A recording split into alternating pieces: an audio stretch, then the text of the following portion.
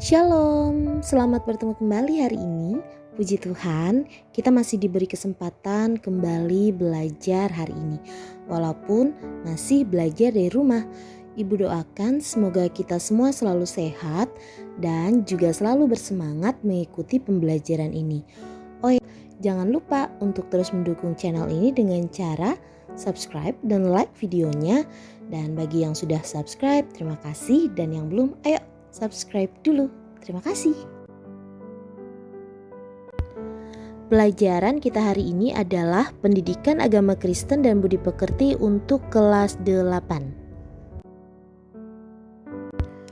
Hari ini kita akan belajar bab 2 dengan judul Hidup Berpengharapan. Adapun bahan Alkitab yang akan membantu kita memahami materi kita ini terdapat di dalam 2 Korintus pasal 4 ayat yang ke-8, yaitu dalam segala hal kami ditindas namun tidak terjepit, kami habis akal namun tidak putus asa. Amin. Sudah siap alat belajar dan Alkitabnya? Jika sudah, mari kita belajar bersama-sama. Dan tujuan pembelajaran yang diharapkan setelah kita belajar bab 2 ini adalah yang pertama, siswa diharapkan memahami makna hidup berpengharapan. Yang kedua, siswa diharapkan memiliki sikap hidup berpengharapan. Yang ketiga, siswa diharapkan memahami pentingnya memiliki pengharapan. Dan yang keempat, siswa mampu membedakan sikap hidup berpengharapan dan sikap hidup yang tidak berpengharapan. Sebelum kita masuk ke dalam materi pokoknya, terlebih dahulu kita merendahkan diri di hadapan Tuhan. Mari lipat tangan, tundukkan kepala sebagai sikap berdoa. Mari kita berdoa. Kami bersyukur ya Allah atas segala curahan berkat, kesehatan, serta kesempatan hidup hari ini, di mana Tuhan telah memampukan kami untuk mengikuti kegiatan belajar mengajar. Mari Tuhan memberkati kegiatan pembelajaran kami hari ini, beri hikmat, kepintaran, dan akal budi, agar kami mengerti serta memahami pelajaran kami ini.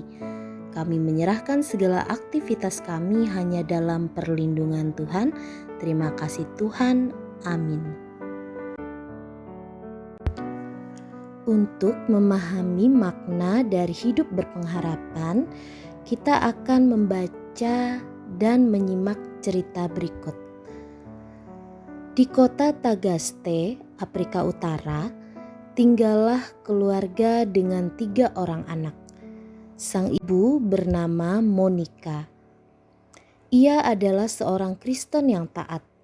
Sementara sang ayah bernama Patricius, seorang pejabat tinggi di pemerintahan yang membenci kekristenan. Tak segan-segan ia mencemooh istrinya bila hendak mengajarkan iman Kristen kepada anak-anaknya. Di bawah pengaruh buruk ayahnya, anak sulungnya hidup dalam pesta pora, poya-poya, dan pergaulan bebas. Walaupun sang ibu sering menasehatinya, anaknya itu tetap saja bandel. Melihat perilaku anak sulungnya itu, Monica merasa sedih. Segala cara yang dilakukannya untuk menyadarkan anaknya sia-sia. Walaupun begitu, ia tetap sabar dan tak pernah berputus asa dalam berdoa untuk membimbing anak dan suaminya. Suatu hari, Patricius sakit keras. Sesaat sebelum meninggal, ia bertobat dan meminta agar dibaptis. Sayangnya hal itu tidak membuat anak sulungnya berubah. Ia tetap hidup dalam dunia kelam, tidak mau bertobat dan terus menyakiti hati ibunya. hingga suatu saat sang anak memutuskan untuk meninggalkan ibunya dan pergi ke Italia. Hati Monica sangat hancur. Ia begitu sedih harus berpisah dari anaknya, apalagi di usia anaknya yang masih 29 tahun dan tidak berubah. Namun, Monica tidak kehilangan pengharapan. Ia terus mendoakan anaknya. Saat itu pun tiba. Di Italia, tepatnya di kota Milan, sang anak bertemu dengan Uskup Ambrosius yang kemudian membimbingnya secara pribadi. Akhirnya, tepat pada 24 April tahun 387, doa Monica yang dinaikkannya lebih dari 20 tahun itu akhirnya terjawab. Hari itu, anaknya memberikan dirinya untuk dibaptis, memutuskan hidup baru dan bertobat untuk kemudian meninggalkan dosa-dosanya.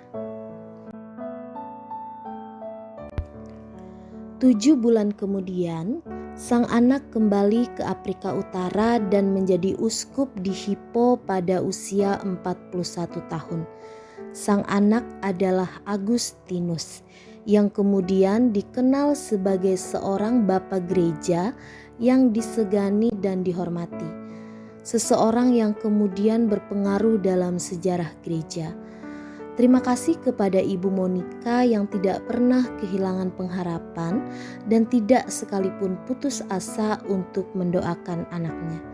Pengharapan yang mengubah hal yang sebelumnya mustahil menjadi kenyataan. Berikutnya kita akan masuk ke dalam materi berharap akan kedatangan Mesias. Sejak Salomo wafat, kerajaan Israel terpecah dua. Tidak ada lagi raja yang dapat membawa bangsa itu mencapai masa kejayaan seperti pada zaman Daud dan Salomo. Mereka bahkan menjadi tawanan dan dibuang ke Babel. Selama itu umat Israel menanti-nantikan Allah untuk memulihkan mereka kembali menjadi bangsa yang merdeka dan makmur seperti yang dinubuatkan para nabi dalam Yesaya pasal 40 ayat 1-2 dan pada Mika pasal 5 ayat 1-2. Akan tetapi harapan mereka tidak juga terwujud. Selepas dari bangsa Babel, mereka malah mengalami penjajahan dari bangsa Mesir, Syria serta Romawi. Tidak kurang dari 500 tahun mereka hidup dalam penjajahan bangsa lain. Keadaan hidup mereka sangat sulit, sistem perekonomian kacau dan keamanan juga sangat buruk.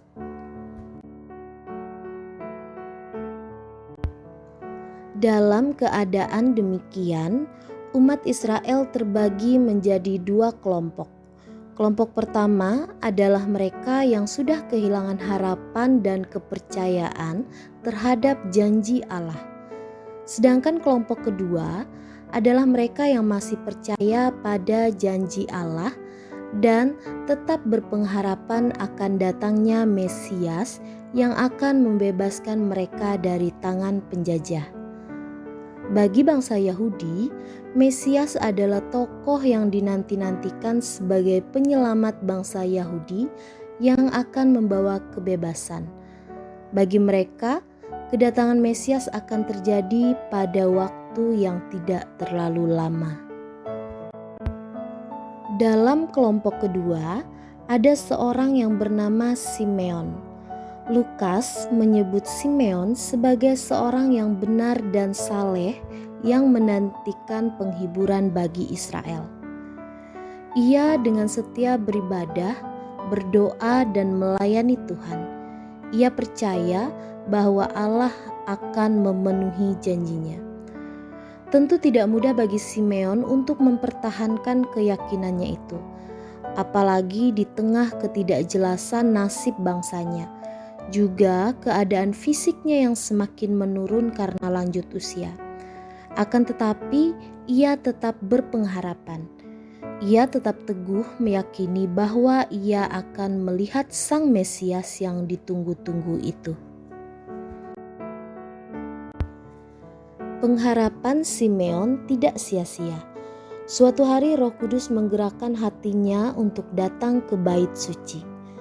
Di sana ia bertemu dengan Maria dan Yusuf yang sedang membawa bayi Yesus.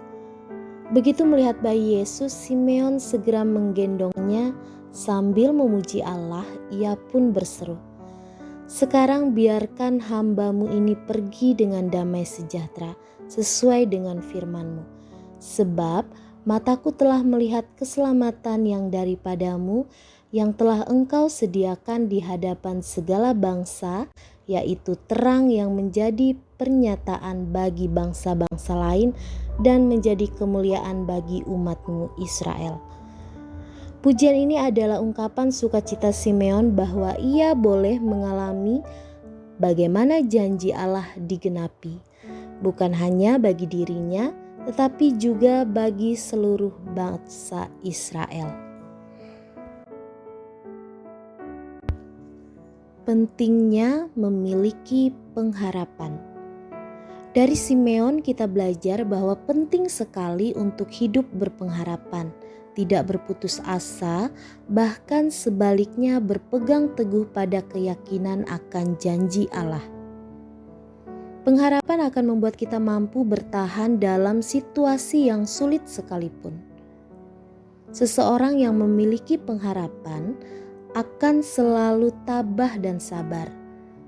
Sebab pengharapan akan memberi kita alasan untuk terus bergerak maju dan bukan diam terpaku sambil meratapi keadaan.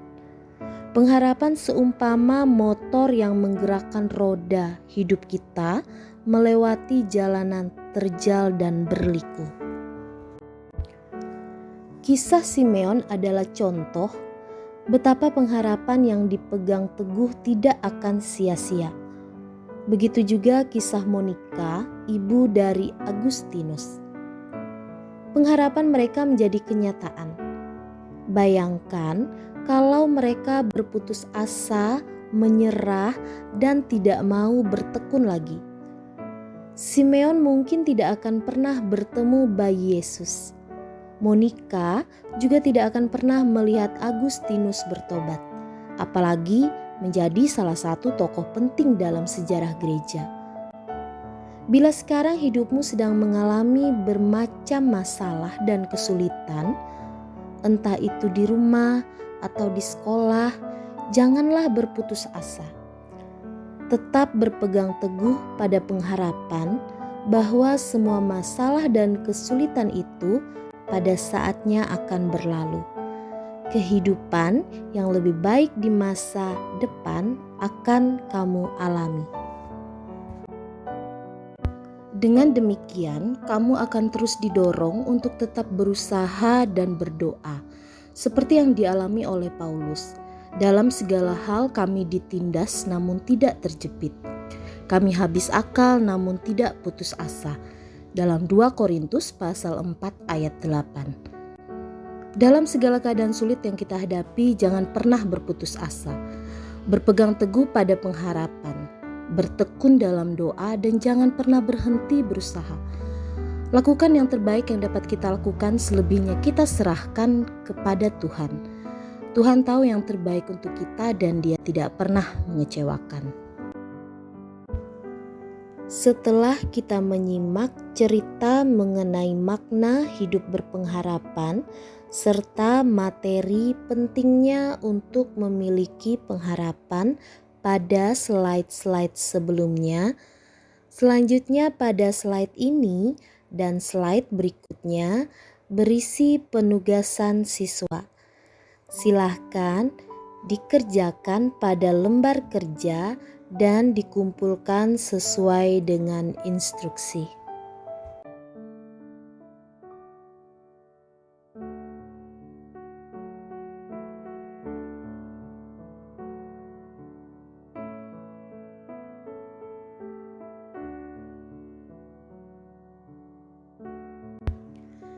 Ibu akan membacakan rangkuman dari materi bab 2 kita hari ini.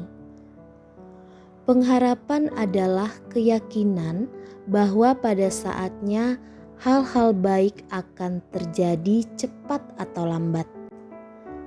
Pengharapan itulah yang memungkinkan kita untuk selalu tabah, berusaha, dan bertekun dalam doa. Hidup tanpa pengharapan sangat rapuh. Kita akan mudah berputus asa dan meratapi diri. Akibatnya, kita tidak akan pernah keluar dari keadaan sulit yang kita alami. Ketekunan dalam berpengharapan akan selalu membuahkan hasil yang baik. Tidak saja bagi kita sendiri, tetapi juga bagi orang lain di sekitar kita. Sumber pengharapan kita adalah Tuhan. Tuhan tahu yang terbaik buat diri kita dan Dia tidak pernah mengecewakan. Sebelum mengakhiri kegiatan pembelajaran kita, mari kita merendahkan diri di hadapan Tuhan dengan menundukkan kepala dan melipat tangan untuk berdoa. Mari kita berdoa. Tuhan Yesus, terima kasih atas penyertaan Tuhan dalam kegiatan belajar mengajar kami hari ini. Kiranya materi yang kami pelajari ini menjadi berguna bagi perkembangan iman dan karakter kami sekarang ini. Terima kasih Tuhan. Haleluya. Amin. Puji Tuhan, kegiatan pembelajaran hari ini telah selesai. Ibu ingatkan untuk mengerjakan tugas-tugasnya dengan baik dan tepat waktu. Kita bertemu kembali dalam pembelajaran selanjutnya. Sampai jumpa. Tuhan Yesus memberkati.